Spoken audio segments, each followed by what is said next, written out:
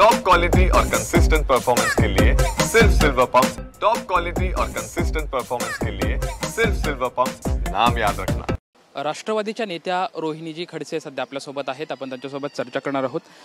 ताई, आज जागतिक महिला दिन आहे, सर्व उत्साहाचं वातावरण आहे, परंतु सध्या जर महाराष्ट्रामध्ये पाहिले तर स्त्रियांच्या सुरक्षेचा प्रश्न खूप मोठा ऐरणीवर आलेला आहे। सातत्यानं बघतोय की महिलांवरती अत्याचार होत आहेत।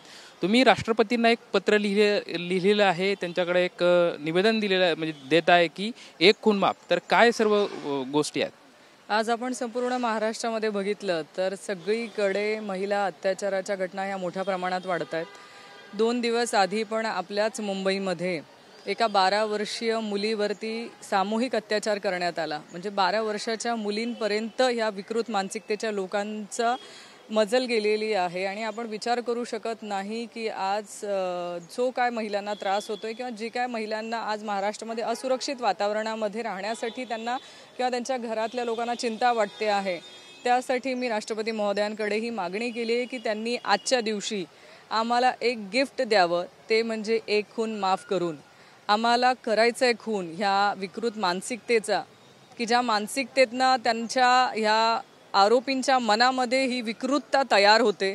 आम्हाला खून करायचा आहे त्या न्यायव्यवस्थेचा, की ज्या न्यायव्यवस्थेमध्ये एखादी पीडित महिला जेव्हा न्याय मागायला जाते तर तिला वर्षानुवर्ष कोर्टाच्या पायऱ्यांवरती आपल्या चपला झिजवाव्या लागतात, पण न्याय मिळत नाही। आणि कितीही झालं तरी तुम्हाला आता जर आपण प्रत्येकाचे स्टेटमेंट बघितले तर पुरुष प्रधान संस्कृतीमध्ये जिच्यावर अन्याय होतो तिलाच दोषी धरलं जातं।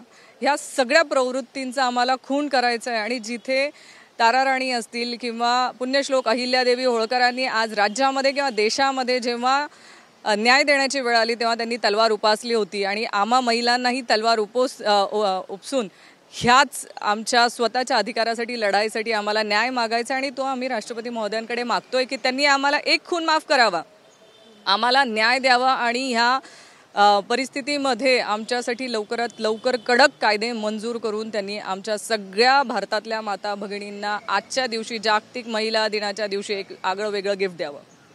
सध्या आपण पाहतोय की राज्यामध्ये महापुरुषांच्या बाबतीत वेगवेगळी विधानं, म्हणजे त्यांना अवमानकारक, म्हणजे राहुल सोलापूरकरचं विधान असेल किंवा प्रशांत कोरटकरचं असेल किंवा वेगवेगळ्या लोकांची महापुरुषांवरती अपमानकारक विधान आपल्याला पाहायला मिळतात।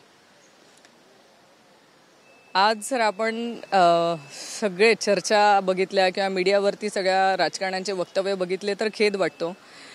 कुठेतरी स्वतःचं अस्तित्व दाखवण्यासाठी महापुरुषांच्याही प्रतिमेचा कुठेतरी ते लोक वापर करतायत का काय असं वाटतंय। म्हणजे प्रसिद्धी माध्यमांसमोर येण्यासाठी किंवा स्वतःच्या नावाचा प्रसिद्धी करून घेण्यासाठी आज त्यांनी महापुरुषांना पण सोडलेलं नाही आहे असं आपल्याला म्हणायला लागेल। पण माझी सगळ्यांना विनंती आहे की आपल्या एक सुसंस्कृत महाराष्ट्रामध्ये आपली ही संस्कृती नाही। आपल्या महापुरुषांचा आदर प्रत्येकाने ठेवला पाहिजे, त्यांचा सन्मान प्रत्येकाने ठेवला पाहिजे, आणि त्यांची विचारधारा ही तळागाळापर्यंत नेण्यासाठी आपण लोकप्रतिनिधी म्हणून काम करत आहेत, त्यांच्याकडनं अशी अपेक्षा नाही। तर सेन्सॉर बोर्डाकडून सुद्धा कविवर्य असलेले नामदेव ढसाळ यांचा पण अपमान करण्यात आलेला होता। गेल्या 2 दिवस झाले तो मुद्दा आपण सगळीकडे गाजताना बघितलाय। मला असं वाटतं हा निषेधार्थच विषय आहे आणि ह्या अशा गोष्टींचं कुणी समर्थन करणार नाही। आपण पाहिलं की जो बीडमधला जो प्रकार आहे तो खरंच अतिशय निंदनीय आहे, म्हणजे जो संतोष देशमुख प्रकार झालेला होता। त्याच्यानंतर आणखी एक मुद्दा पुढे आला आहे की तो म्हणजे सतीश भोसले आहे, म्हणजे ज्याला खोक्या भोसले म्हणतात, त्याचा व्हिडिओ सध्या व्हायरल होत आहे। तो आपल्या सुरेश दस यांचा कार्यकर्ता आहे आणि त्याच्याकडून ह्या सर्व गोष्टी केलेल्या सध्या आपल्याला पाहायला मिळतात। ह्या सर्व प्रकरणाकडे तुम्ही कसं बघताय? जर तो सगळंच बीडचा प्रकार आपण बघितला तर ह्याच्यामध्ये सगळ्यांवरती शिंतोडे उडायला जागा आहे। कारण आपण सुरुवातीपासून बघितलं तर पोलीस यंत्रणा असतील किंवा राजकारणी असतील, प्रत्येकापर्यंत संशयाची सुई जाऊन पोचते।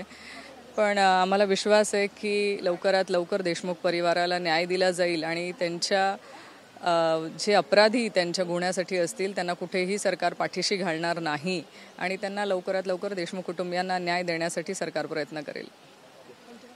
सध्या आपण बघितलं की राज्यातली महिलाची सुरक्षेचा प्रश्न अगदी ऐरणीवरती आलेला आपल्याला पाहायला मिळत आहे।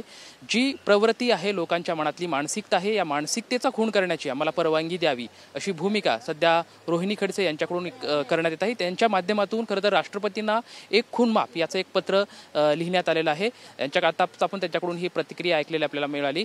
कॅमेरामॅन आदिल सोबत लक्ष्मण जाधव, TV9 मराठी, मुंबई।